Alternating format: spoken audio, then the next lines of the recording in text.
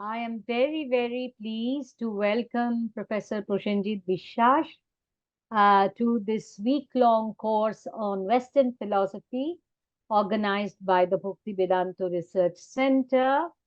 Uh, Professor Biswas is well known in our philosophical community, and it would be rather impossible for me to introduce him properly here.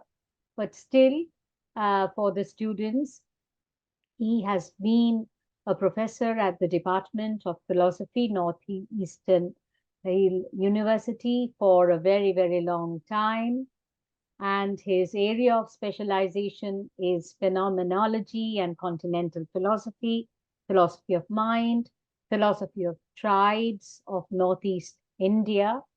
And he is a prolific writer. Not only does he write philosophy, he's a prolific writer in the uh, print media and the digital media. And I am just mentioning two of his books, which I really like. Ethnophilosophy, Understanding Northeast India. This is a rare book to have a proper philosopher writing on such a important issue. And another favorite of mine is Between Philosophy and Anthropology, Aporias of Language, Thought, and Consciousness. And we are also very, very fortunate because Professor Biswas is going to talk about an excellent philosopher, Jean-Luc Nancy, on existence. So I don't want to stand in between you and Professor Biswas. Professor Biswas, if you would kindly start your lecture. Yeah, thanks to Professor Madhuchanda Sen and Professor Nirmala Narayan Chakrabarti for inviting me to this very august kind of a course that they have organized. And the expanse of the course includes a whole lot of contemporary modes and methods of philosophization, and therefore phenomenology and existentialism really needed a space which has come after a long trail of discussion on consciousness, on neuroscience, cognitive science, analytic philosophy of language. And in the same sequence, now, I'm going to discuss the notion of existence that this French philosopher called Jean-Luc Nancy or Jean-Luc Nancy had advanced. And his notion of existence is very different than all other notions of existence.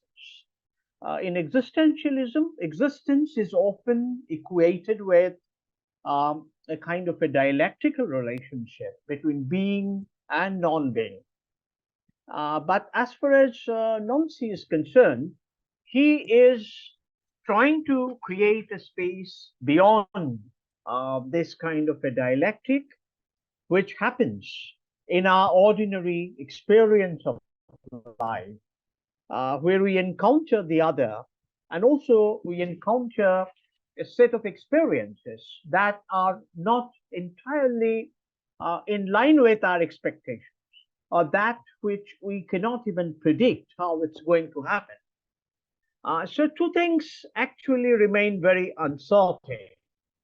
One, our encounter with the world and our encounter with the other. And Nancy takes both these into his account.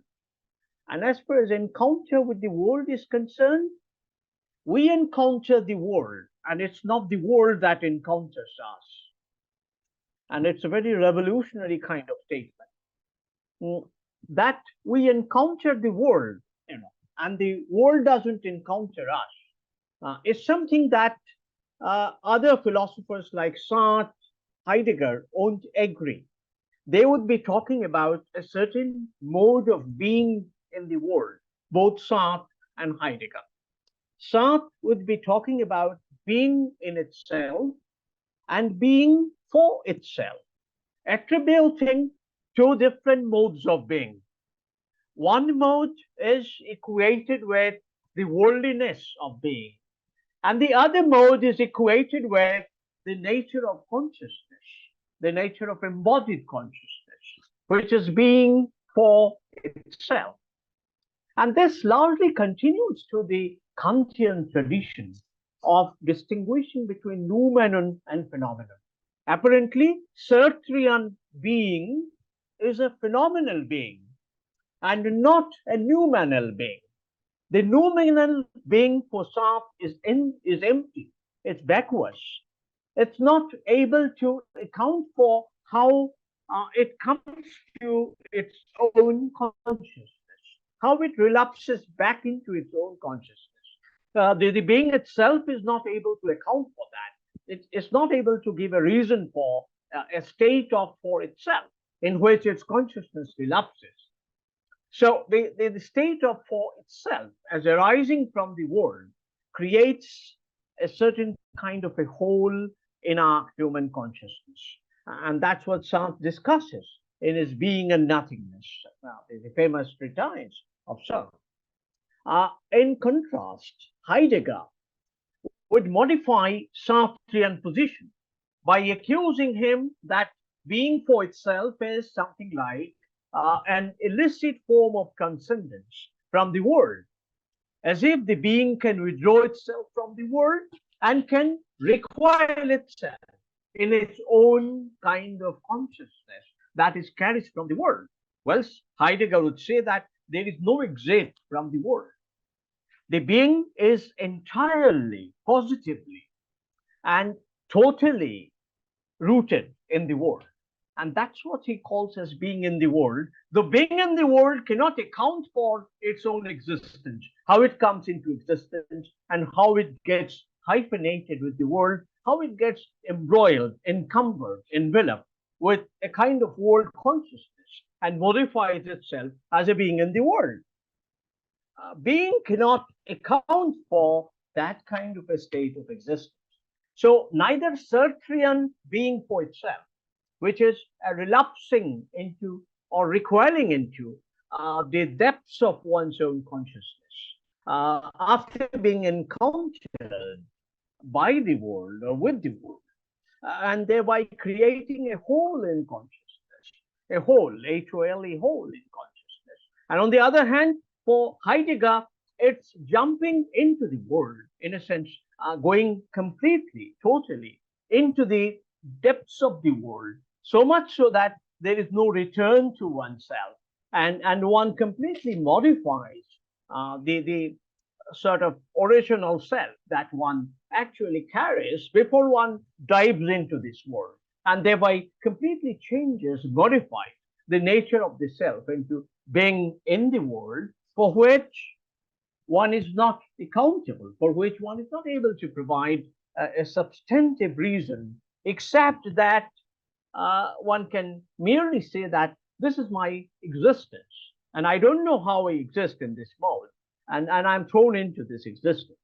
Now, as opposed to both Sartre and Heidegger, Jean-Luc Nancy finds a kind of a intellectual vacillation in this notion of is this kind of a description of beings that come in Heidegger and in Sartre.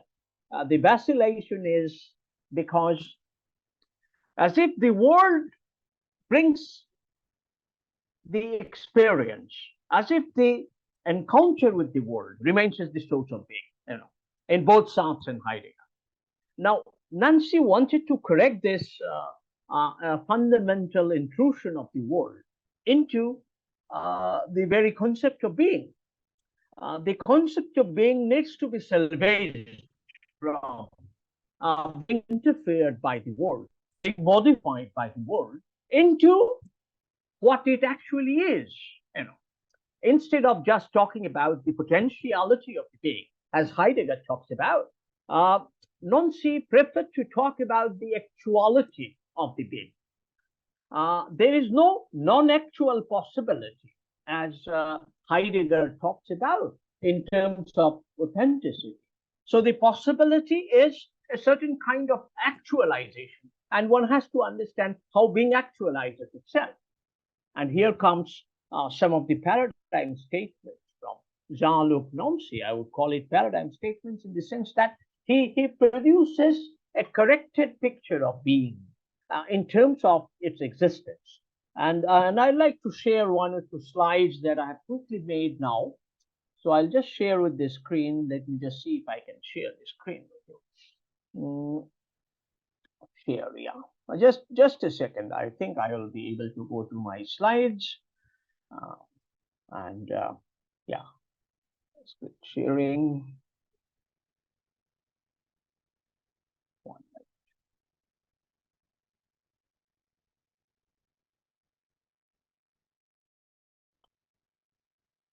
Just a second. I want to share the No slides with you. problem, no problem, no problem. I hope I can, because of the kind of statements that Nancy is making, it's better to keep them in our view so that we're able to share this. Now, I have opened it. Now I need to share it. Okay, video.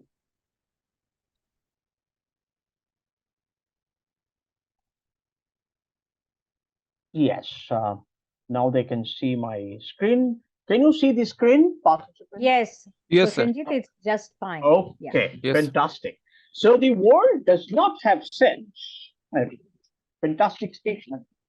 It is sense.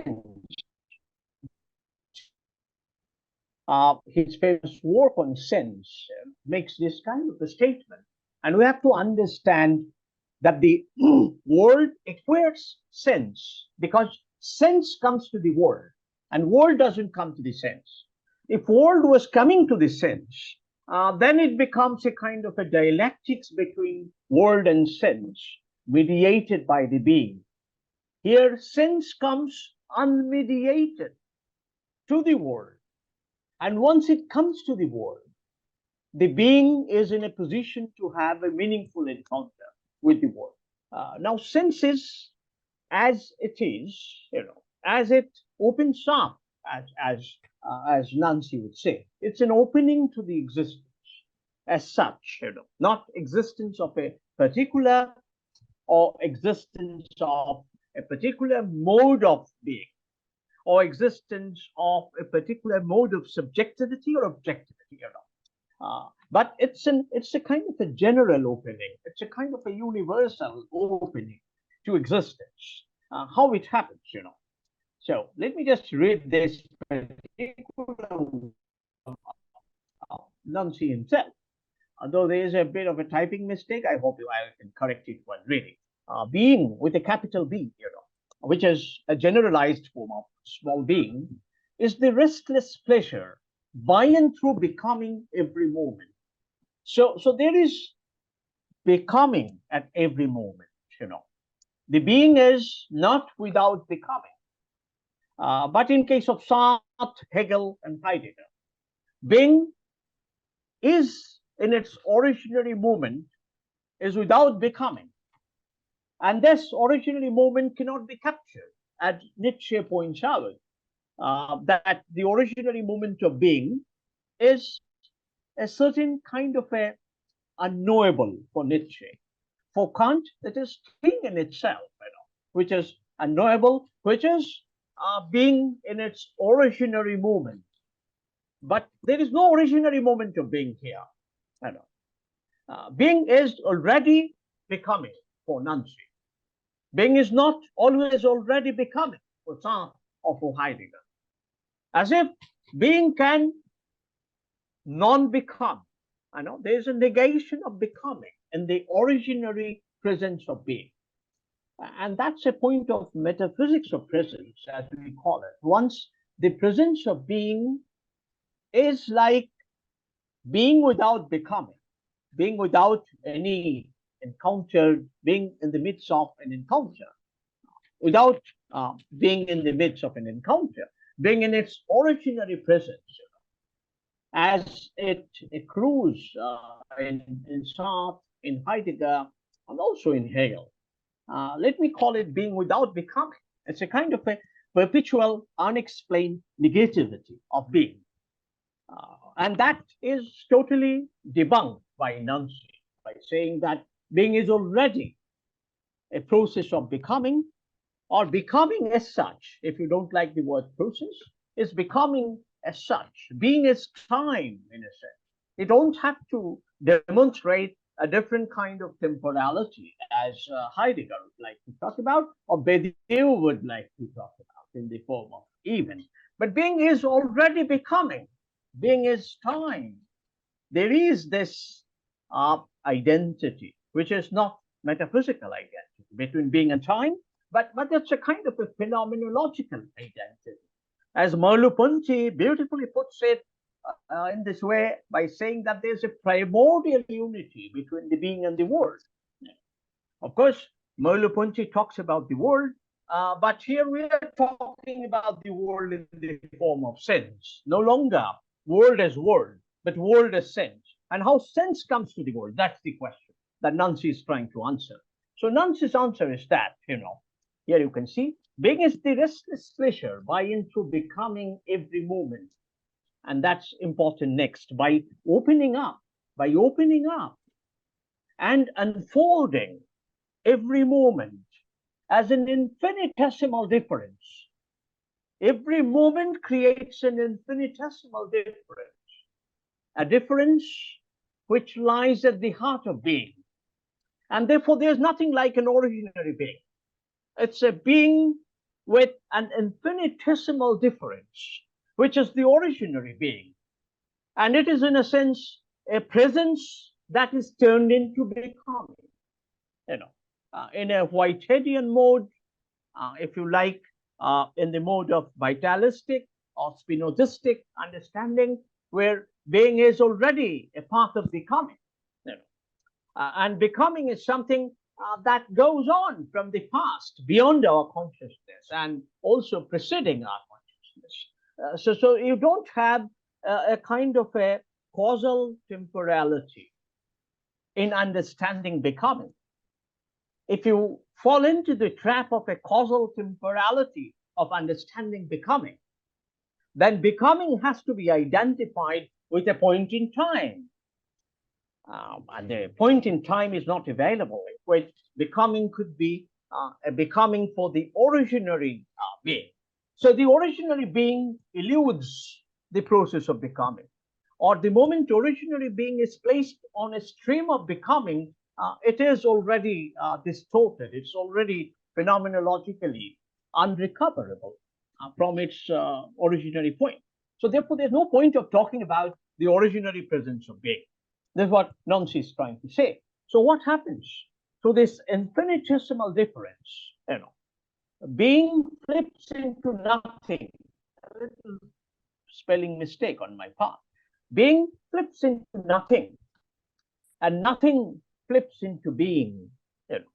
An infinity of such openings from within being itself. So being flips into nothing, and nothing flips into being. One has to understand this particular concept of nothing here. Nothing is not Sartrean no thing. As I said, it's not being for itself. Being doesn't flip into being for itself. Being is encountering the world in a manner that being is encountering the world, and the world is not encountering the being. It's one way from being to the world, and not from world to being. So this is something important. When being encounters the world, being flips into nothing, and nothing flips into being. Now this idea of nothing, is actually something which is what being becomes in its encounter with the world. And when it becomes whatever in its encounter with the world, it need not start from an originary presence. The originary presence is rather modified, rather extended, or rather converted and transformed into a different presence.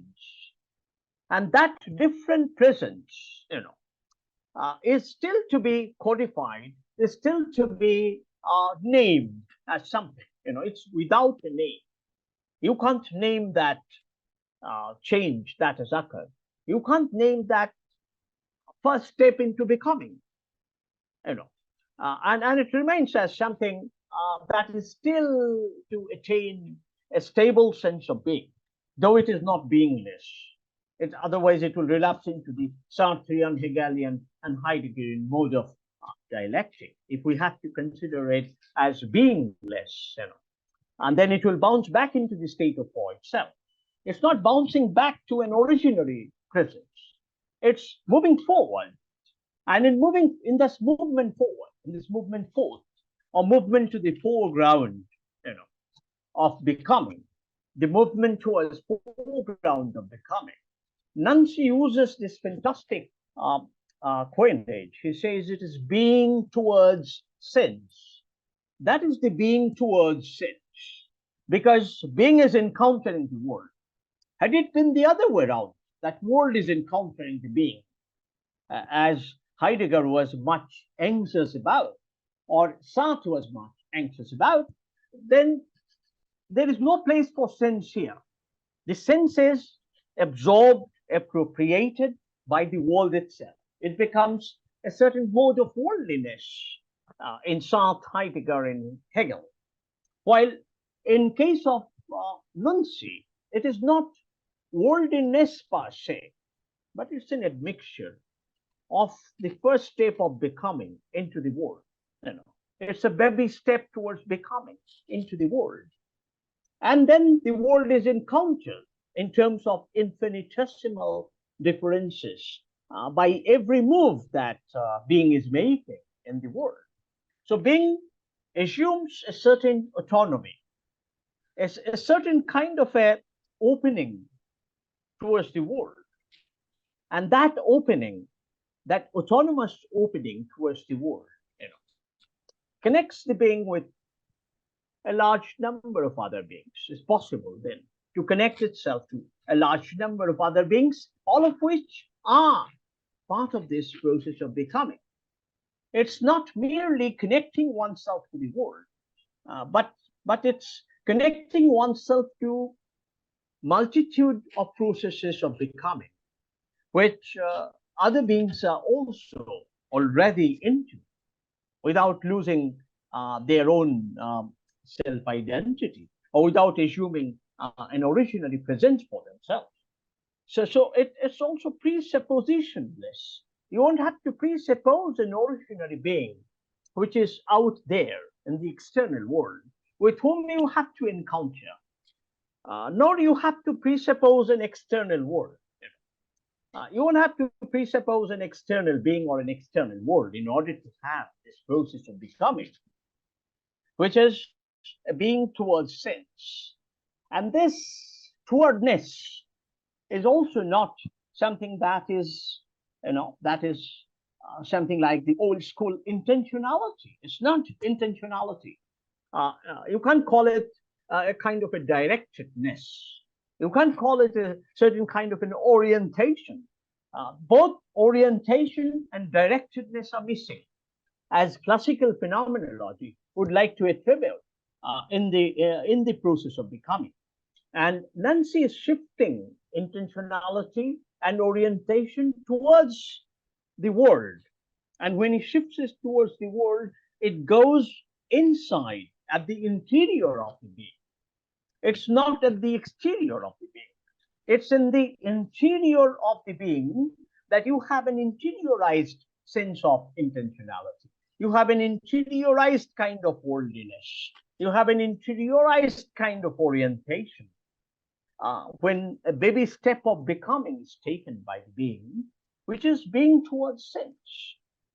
Sense is not yet fully acquired, but it is going towards sense, whatever that sense be. So one won't have to do a kind of a pre-predictive processing of that sense. You won't have to predict what sense is going to attain, and there's no space or time for pre-predictive processing in terms of computing, as Nancy specifically cautions that there is this entire process of becoming is a non-computable. You can't reduce it to a value. You can't attribute a kind of a fixed point of origination, of termination that you can fix a value at a certain point of becoming. And he says wonderfully that in this process of becoming, quantities become qualities, quantities bounce into qualities, and qualities bounce into quantities. And therefore, there is a differential between quantity and the quality. In the process of mutual bouncing into each other, the differential still exists. It's not something that merges. And unless such a merging is there, much of the computation cannot happen in cognitive terms. So you have this non-cognitive process of becoming. And this non-cognitive, non-valuational process of becoming resists a kind of a predetermined valuation, a predetermined capture of what is going to happen in the process of the encounter. So therefore comes the final statement. Openings give being, openings give being its ceaseless movement. And this ceaseless movement are differential directions, or sense in French of that movement, differential directions or sense in French of that movement. But then Nancy is strangely aware of a certain kind of a limit or a certain kind of a liminality of this process of becoming. And he makes this bold statement by saying that language touches its limits. By attending to these infinitesimal openings, language comes into picture in this encounter with the world. So whether language exists, pre-exists before being, yes, language pre-exists before being. And language comes into picture in the same duration as being encounters the world. And therefore language touches its limits by attending to these infinitesimal openings that constitute becomings at the limit of being and nothing. It's at the limit. There's a kind of a limit in the process of infinitesimal openings. And Nancy uses the metaphor from calculus, dy by dx, while dy dx, x is the dependent variable and y is the independent variable. With infinitesimal changes in the x, you have this little change generated called delta y. So delta y divided by delta x, that's the kind of measure of infinitesimal change. And this infinitesimal change is a limit, is a limit. It produces a certain momentary limit for the being in the process of becoming before it takes the next step. Again, there will be another infinitesimal change, dy dx. So you have this infinitesimal changes from one point to the other. And it's not a continuum that the changes are happening in a kind of a temporal flow or in a temporal continuum. But it's happening in an interrupted mode. There is an interruption. Every encounter with the world is a moment of interruption.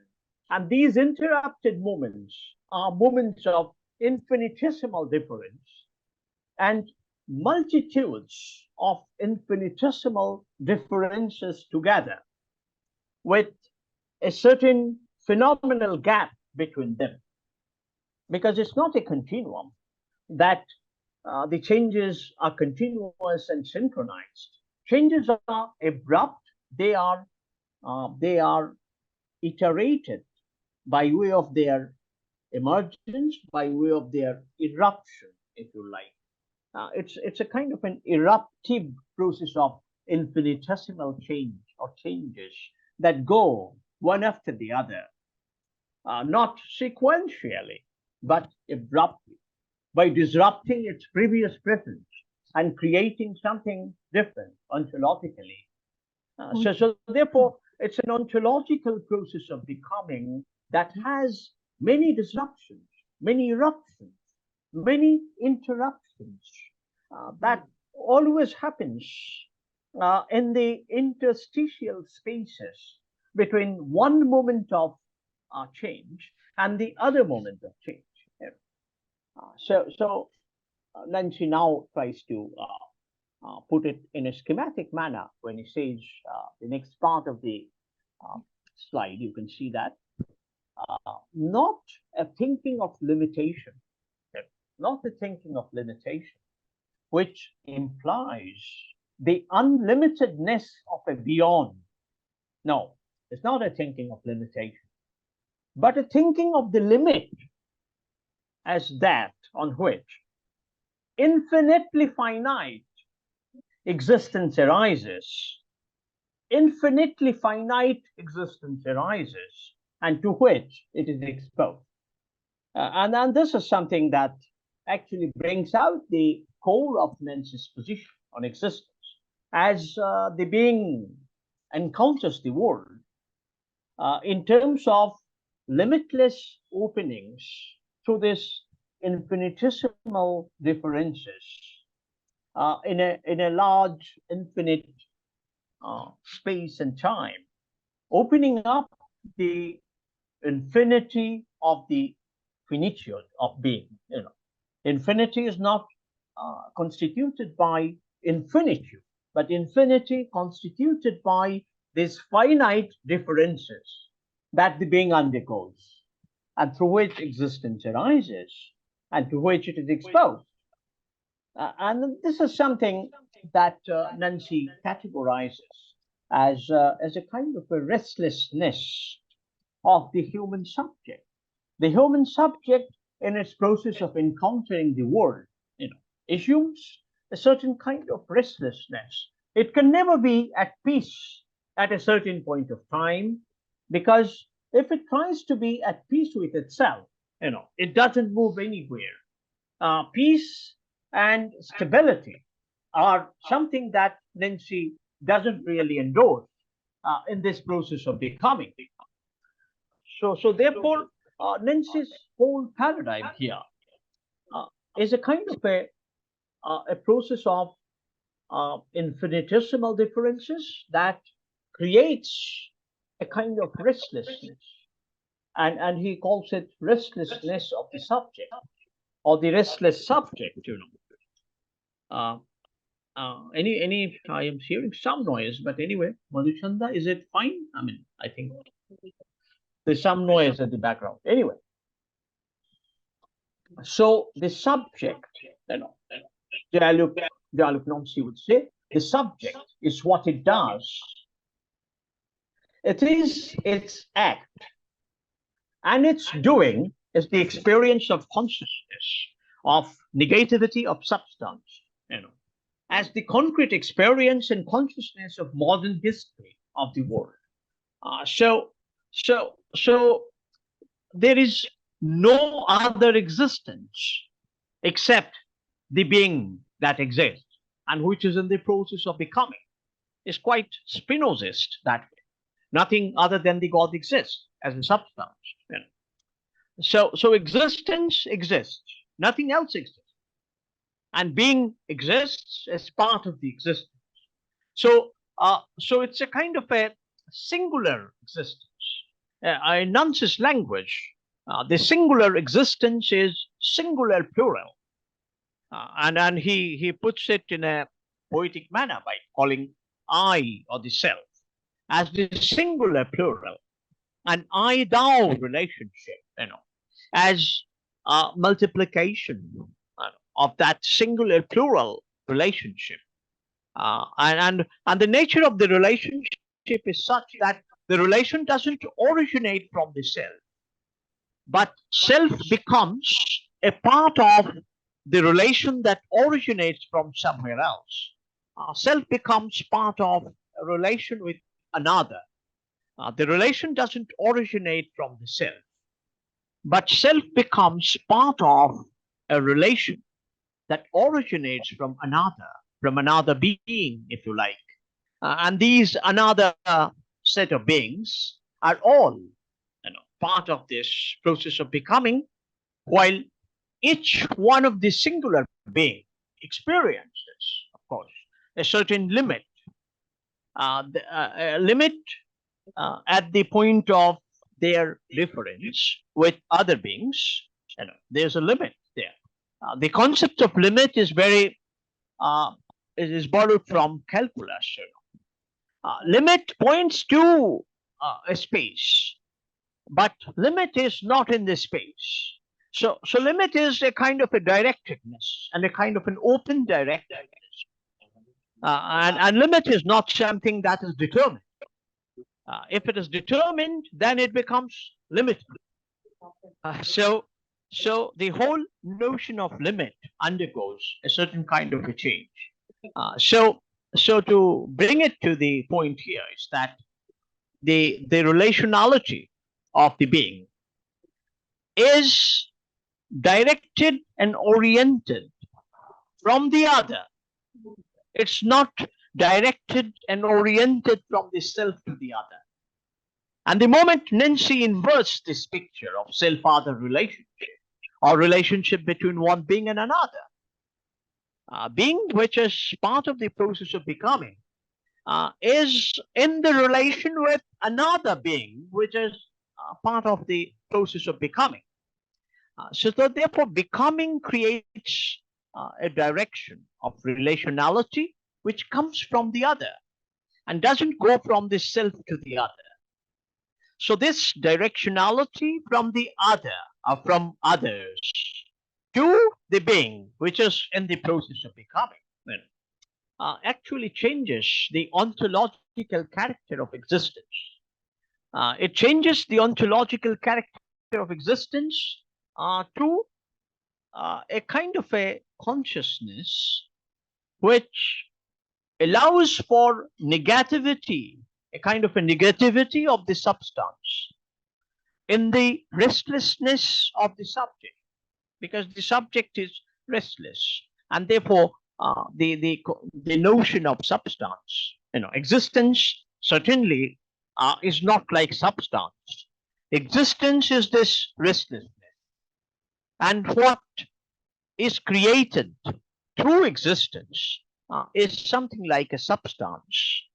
But this substance is caught in a process of continuous change, and therefore it cannot assume a certain form to be stabilized or to be identified as a singular substance, and therefore a substance is singularly plural, or it's a singular plural, assuming a certain negativity, a certain negation of its self-presence, if you like. So Nancy attributes a certain negation of self-presence in the very act of consciousness, the act of consciousness that makes being part of the process of becoming, or that makes being a part of relationality that arises from the other and that affects the being. By being affected by the relationality, or by the sphere of relation, or by the possible relational directions towards the other, which is coming from the other and not going from the self to the other, or from one's own singular being to the other. Rather, the singular being, which is supposed to be embodied, is caught in this network, or the multitude, or the infinity of relations that are arising from the other. And that's why the singular being is becoming singular plural. So he says, it is in this way, in the restlessness of immanence, that the spirit becomes. Being does not have its beingness except its own restlessness, except its existence in an immanent manner, in this immanent manner of becoming. And therefore, he uses this Hegelian notion of spirit without Hegelian connotations. Probably in a denotative sense, he uses the word spirit, that the spirit becomes. It becomes. It's an open-ended becoming. It neither seeks itself, as if it were for itself an exterior end. It neither seeks itself, because if it seeks itself, then it has to stand outside itself, nor finds itself as if it were a thing here or there, but it effectuating itself. It is the living restlessness of its own effectivity. It's a living restlessness of its own effectivity. So being is, in terms of its own restlessness, is a kind of effect. It's no longer a kind of an ontological presence, but it is a kind of it's a kind of a encountering entity, and this encountering entity, an entity that encounters the world, is beautifully expressed by Nancy by bringing the metaphor of touching, touching and sensing. Being becomes by way of touching and sensing. It continually senses, as if being is like a sensor. It senses other beings. It senses everything else in the world. And it is through this sensing, it is through this touching a little more intimately, that being becomes. So existence is all about this act of sensing and this act of touching. But both these acts of sensing and touching are bereft of any substantiality. The substance is absent, or there is a kind of a negation of self-presence in the very act of sensing, in the very act of touching, because going nearer to another being, as much nearer as one can think about, but there will be a moment where there will be an infinitesimal difference, even in the act of touching, in the touching-touch relationship, as Merleau-Ponty tries to show. The act of touching is also an act of being touched, and the act of being touched is also an enactment of touching. And therefore, touching-touch relationship is a hyphenated relationship without being reduced to touching or being touched. Nancy follows the same logic or the same understanding. Being in touch with other beings, it's a touching without a touch. What we mean by touch in an ordinary sense, that my left hand touches my right hand, but left hand, which hand touches whom? Neither the left hand knows that it touches, nor the right hand knows that it touches. So touching, the moment of touching, is an aporetic moment of existence.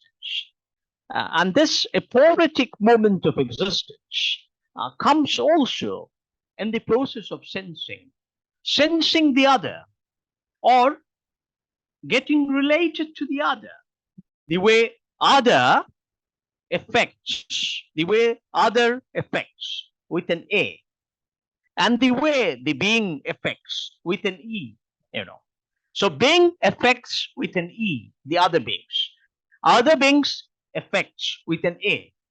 So this effectuation and affectation relationship is something like touching-touch relationship, creating a certain blurring of agency, a certain blurring of subjectivity, because it is part of the process of becoming. Therefore, this blurring is happening. It's not really standing over and against, as Husserl would have talked about. It's not really an ontological space that can be covered by way of by a certain mystic way of surrendering, or by a mystic way of sensing the face of the other. But face of the other and the being are always together in an inseparable sense. So therefore, it's never singular.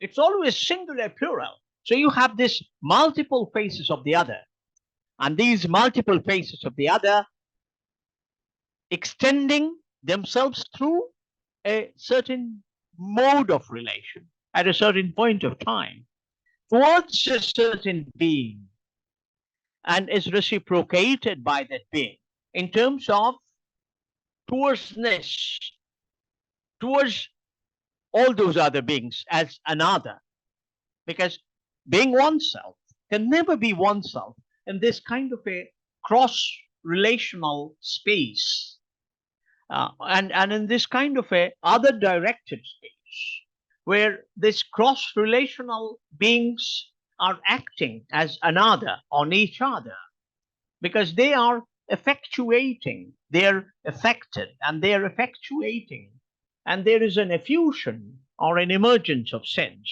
through this kind of an effectuation and effect, being affected and being affected with a need.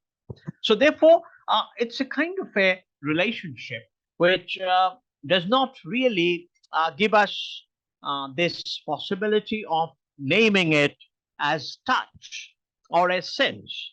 So the act of sensing and act of touching remain without sense, or sensing goes towards the sense, but it doesn't become the sense, because the moment it becomes the sense, you know, it extricates itself from the very process of becoming sense. So therefore, sense goes towards sensing, but it doesn't become sense. And because sensing can go towards sense without becoming sense, so therefore, such act of sensing can happen in the world, and this act of sensing can give a certain sense to the world in the sense of becoming sense, and not just in the sense of a pure becoming, but in the sense of becoming sense,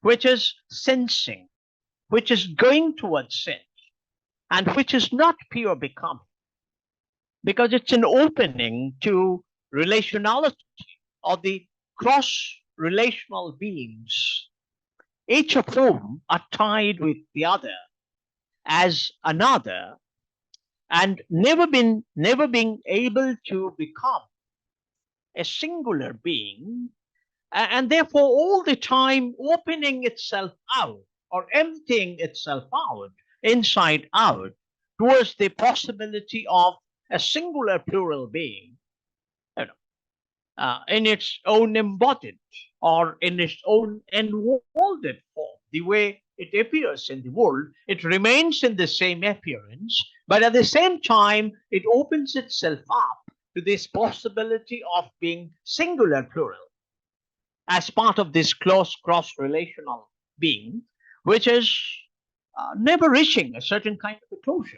So the closure is denied, the kind of closure that Sartre, Heidegger have assumed in the form of talking about a certain kind of authenticity, or even taking a certain kind of a turn towards um, a certain form of meaning. You know, in Gesam Tosgabe of Heidegger, or such a kind of understanding of ethics as a kind of a practico-inert, practico-inert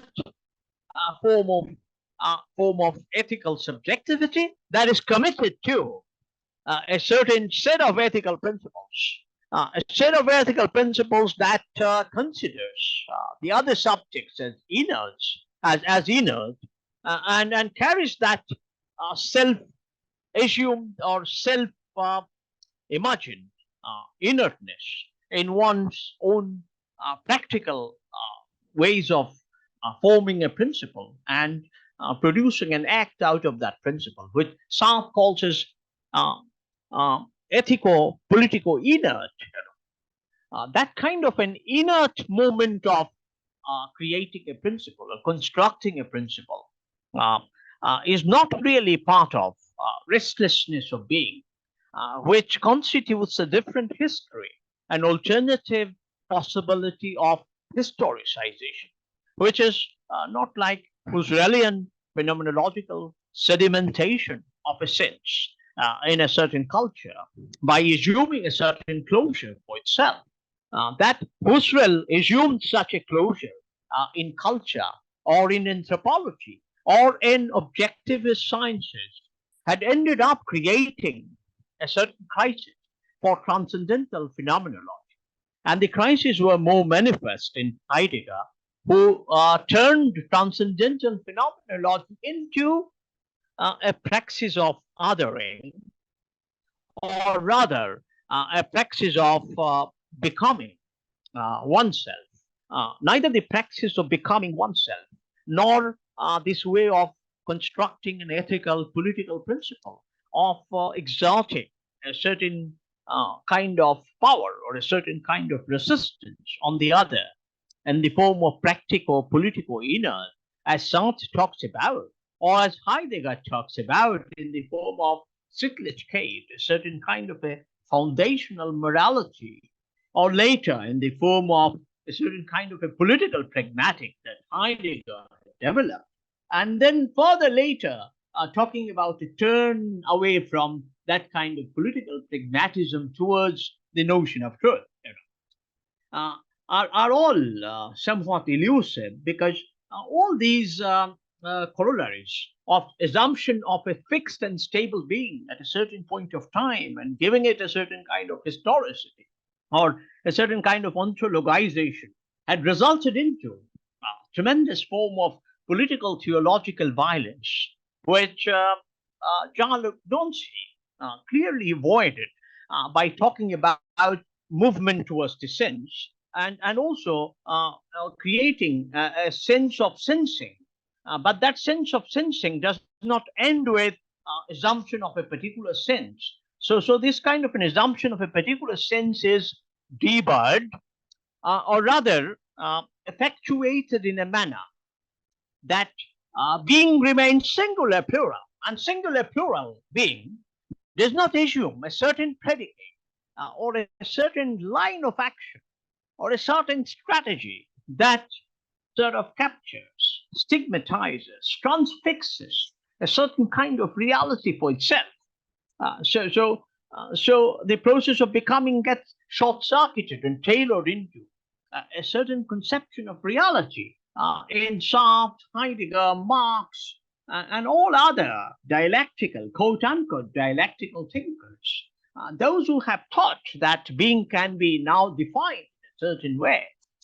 To them, the answer comes from Nancy in terms of the singular plural forms of existence. And therefore, let me say that last sentence again, that it effectuates itself. It effectuates itself. It is the living restlessness of its own effectivity, living restlessness of its own effectivity. That is very, very important. So I would come to certain conclusions of what arises from this in terms of its implication for the larger, understanding of the human social life or larger understanding of the existential situation.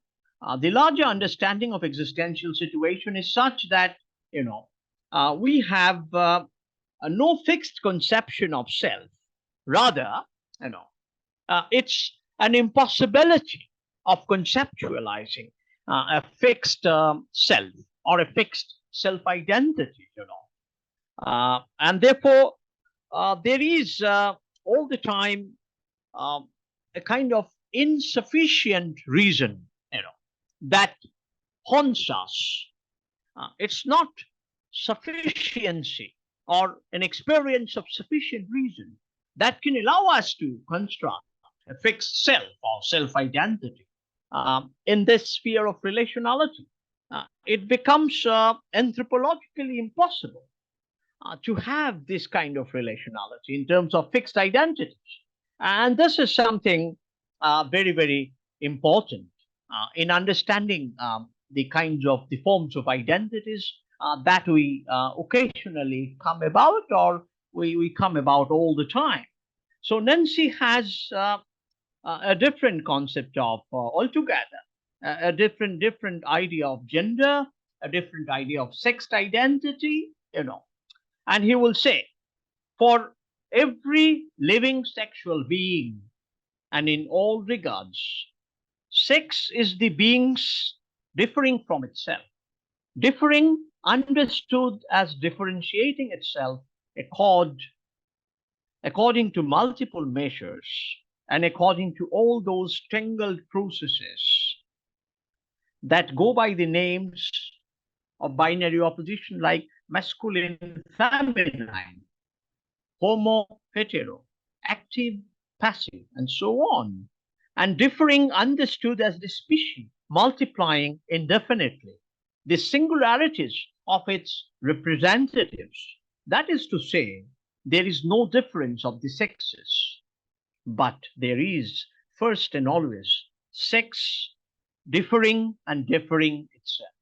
So it's a kind of an internal differentiation of the self identity. All the time, a kind of infinite pluralization, which has a great impact, on our understanding of fixed identity, and to have a kind of an ethical relationship with the other, which depends on the possibility of pluralization of otherness, or it depends on the possibility of experiencing this sense of plurality that comes from the other, and therefore there is this multiplicity of relationality which goes against the temptations of the metaphysics of one or singular subject, and this ostentation of the one, is not a pretext for favoring, plural sexualities, for undefined sexualities, Nancy would say, but as an impetus for dissolving the subjective boundaries between partners and distributing differences among men, women, hetero, homo, trans, none of which belong to a binaristic ontology. Sometimes Nancy's mode of interrogation seems tongue in cheek, as when he applies a kind of scholastic probity to the conundrum of what it means to have sexual relation. So therefore, uh, there is nothing like what is off a sex for Nancy. Nancy would make very clear. It's coming to sense of sex, to come with the sense of sex. And Nancy displaces Lacanian kind of binary, the castration anxiety, affecting a shift towards a theory of impossible pleasure within sex that doubles as a mode of philosophizing. So sexual experience as a kind of impossibilization of fixed identities that can double up as a mode of philosophization. And then she would say, knowing what is not an object of pleasure implies another mode of knowing, one that proceeds from some mode other than renunciation, such as lack, castration, or difference, toward articulation of the impasse in the sexual relation, even as it serves as the general indicative of the not thing of relation. So you can see that the current discourse of sexual difference and how he negotiates and mediates this notion of sexual politics that happens in contemporary time. It's a kind of an impasse for him. And this impasse cannot be broken by bringing in fixed sexual identities. An impasse is in need of a certain opening, and this opening has to be created through the singular plural. And this singular plural would arise in our politics of representation, such as in art, in politics, and in every other mode, wherever we play a politics of representation, because the artwork, in the sense of something that tries to secure and represent touch and never succeeds because touch happens in the place and moment of a space time other than that of preserving and rendering. So artwork also cannot preserve, artwork also cannot render touch possible. So, therefore, a certain impasse, a certain impossibility that becoming entails is part of our experience of existence. And this becoming impossible, this becoming other for Nancy, is the starting point of our understanding of existence. And in this process of understanding of existence, there's a certain forgetting of philosophy, Nancy says. The fact that meaning, in this sense, infinitely exceeds signification, and that it neither has nor gives signification, makes it neither non meaning nor fate nor some dull necessity. Is it is us as exposed to a space and to ourselves as space, to a time and to ourselves as a time, to language, to ourselves, that is to us others. You know. So there is this all the time, there is this multiplication of this exposure, to a us, to a time, to a space. And this pluralizes itself, and this is a certain forgetting of philosophy, because philosophy tries to philosophize on the basis of a fixed ontology or on the basis of a sense of ontological difference, which is already mapped out. Here, the map itself is pluralized. The map itself is put to a process of becoming, to a process of othering. And therefore, it's a process of sensing without the sense. It's a process of touching without the touch. And therefore, it all takes us to a kind of a subliminal situation of realizing, what we are not able to do. It is a kind of an impulse. It's a kind of an impasse. It's a kind of a touching moment or a pulsing moment, enhanced by the pull of the sublime, and informative summons of phenomenal such as this or that, without naming what this is and what that is. We cannot name them. And it's a kind of a simultaneous metamorphosis in effects, non being, in tears, in gestures, in laughter, in dances, in words, in sounds. All that is part of the architecture of sensing existence without attributing, existence or existent status, as ontologically we would be provoked to do, to avoid such provocations. And therefore, it destabilizes the didactic project of determining existence, in which, the monstrous and the formless have their rights because they can be sublime. It is particularly the avant-garde culture, that we pursue with an experimenting vocation of something that is unrepresentable. We experiment with the unrepresentable, and Nancy uh, celebrates the unrepresentables in the form of the act of sensing without determining what that sense is all about. And such sublime happenings are institutionalized, in the institution of philosophy, in the institution of our lexicography, in the institution of language. But the moment such institution has taken place, such institutions assume a certain finitude. It becomes merely correlative. It becomes merely corresponding. But sensing is not an act of corresponding. it's all the time moving towards, moving towards the sense without touching it, without attributing a final sense. So therefore, um, it is to remain affected, and that effect effectuates itself. So being affected and to then act as an effect of being effectuated is a dynamic process.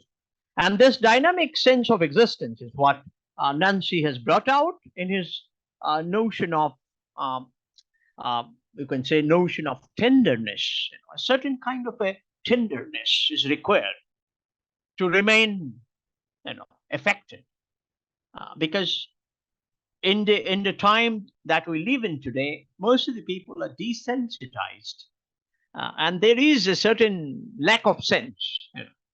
And then that lack of sense is philosophized in the form of a certain mode of existence. So, if it was taken to be an act of sensing, there would not have been a lack of sense. There would not have been a fixation with certain predetermined, predictable forms of identities. And all that is sublime, which is so far not predicted, in the form of an unknowable, would have become a source of inspiration towards a larger process of thinking, or towards larger artwork or science work or whatever work one would like to carry out. So the arc of intentionality, as Heidegger talks about in terms of clearing the space for senses, uh, never arises in case of Nancy. Nancy doesn't require clearing of the space. It just requires movement in time without clearing the space. The space can remain cluttered with multiple beings, and much the space is cluttered, much is the possibility of breaking through this impasse and to have new conditions of working, a different, wholly different set of identities, so that one is affected, and in turn, one affects a certain kind of othering in the process of remaining as an other. I think with this, I'll stop here for a while. We can have discussion. Okay. Yeah. Thank you, Professor Biswas. I now request the students to, uh, you know, ask questions and clarify their, you know, doubts. Good afternoon, sir. Yes. Good afternoon. Sir, at the beginning of your lecture, you told that Nancy's very radical claim that sense comes to the world, not the world is coming to the sense, and it is not mediated. So here, by sense, are we understanding a universal transcendental sense, or the sense emerged out from embodied consciousness? Neither. That's what Nancy is arguing. He's Okay. saying that, in the process of becoming, look at the process of becoming to understand the nature of sense. You know, and the process of becoming is such that, the transcendence that one can assume is already in the foothold of becoming. So there is a lowering of the transcendence to a process of immanent becoming which is already there, with being as an other to that becoming. So, it's not universal or transcendent. It is rather open to the possibilities of being a universal without the kind of abstraction that universals assume. Because if those abstractions are to be attributed on a universal, you see, the universality of becoming has to be now rejected or negated into an already formed horizon, which hermeneutics tries to do. Nancy is not in favor of such hermeneutics. Okay, so yes, I just thought I would start with that. Yeah, please go ahead if you have anything else. Yes, sir. And in your second slide, named limits, you Yes. you told that language pre-exists before being. Yes. So can you please elaborate a little bit more on that? Yes, Counter. yes. Yes. counterintuitive. That's why I'm saying. Yeah, language is not something that is spoken or written by the being. Yeah. But language is a kind of a formless form that every being, in a sense, inherits. And every kind of a being is part of a sphere of language, yeah, without being anthropocentric. Every being is within, the domain of language, be it a human or be it more than human. Nancy would specifically say that it's not a language created by the being or for the being or of the being, but language pre-exists in which being tries to secure a certain meaning or a certain sense by way of sensing. Now, sensing brings language to the embodied being. Without sensing, being would have been bereft of the language. Language is not just the expressive kind of language, but language here as part of becoming, the sounds of becoming. You can call it a kind of a poetics of becoming. You can call it even a kind of a techne of becoming. You can call it a cosmo technique of becoming. So language as a kind of a sound, as a kind of an expression, of course, not attached to the being, but being in language as part of the process of becoming. And their language pre-exists being. Language exceeds even the process of becoming. Language remains as something we would have called it transcendent, but Nancy doesn't use this word transcendent. Language is immanent, embedded in this whole process. Okay. Yes. And sir, in the next slide, restless subject is what it does. You used two words, being and spirit. So are they Yes. identical in meaning here? No, I have said that spirit in the sense of, in lieu of a better word, it's a spirit of becoming. Originally, Hegel had talked about spirit in the sense of becoming, Yes. not in the sense of being. So Nancy uses the word spirit instead of talking all the time becoming. Says it is becoming is the way the spirit becomes. Now from where the spirit comes, that remains a question. The spirit is already, if we consider becoming is going on, then spirit is already there in becoming. You know, you need not presuppose the spirit as something that arises after the being, or that is before the being, or that is beyond the being. The spirit is part of the process of becoming, and spirit will be going towards sensing. Spirit would be making use of language. Spirit would be also part of the process of becoming. So spirit will become more holistic than the sense in which Hegel or Heidegger make use of the notion of spirit, Okay. right? And sir, another thing is in the Yeah, while discussing on this slide at the end of it, you talked sure. about a process of history building by Nossi, which is different from that of Heidegger, Right. Husserl, and Sartre. So Correct. Yes. can you please elaborate a little bit on that? Yes. I was Find talking about it in terms of historicity. Well, Husserl talks about historicity of being as if human beings, he being very anthropocentric, human beings are part of a certain modern manner of historicization for Husserl. And history provides the necessary background or the foreground for making sense of one's own existence for Husserl. But for Nancy, historicization eludes the process of sensing. Historicization evades the process of becoming. Historicization becomes metaphysics of presence, of history of being. For Nancy, that's a complete no. Historicization should be the process of becoming. It doesn't require another layer of historicization. historicity goes with becoming singular plural. So therefore, you don't have another layer of historical discourse. You don't have another layer of a historicist interpretation of what has happened in a war or in a certain event. So it's all part of the process of becoming. Yeah, for Nancy. Yeah. And sir, my last question is Sure, following the last part of your lecture, is right. Nancy saying that? Maybe others have questions, Okay, okay, Shottabrata. okay, okay, ma'am. No, Okay, no, ma'am. you Okay. just go ahead. You have Yeah, started. you Ha, Go finish ahead. that. yes, yes, Briefly, yes, sir. briefly. Yes, following the last part of your lecture, is Nancy saying that is art unrepresentable?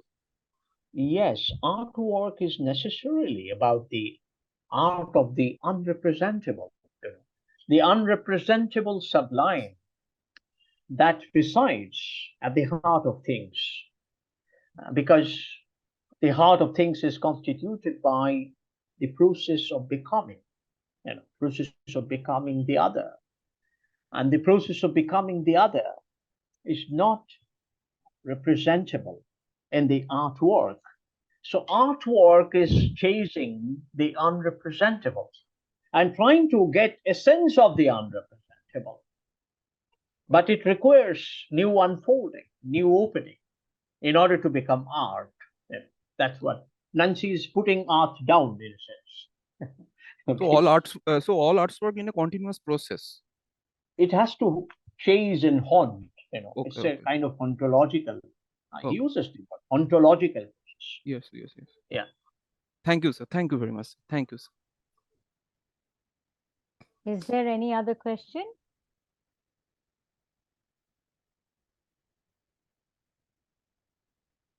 Okay, that concludes our fifth day of the course.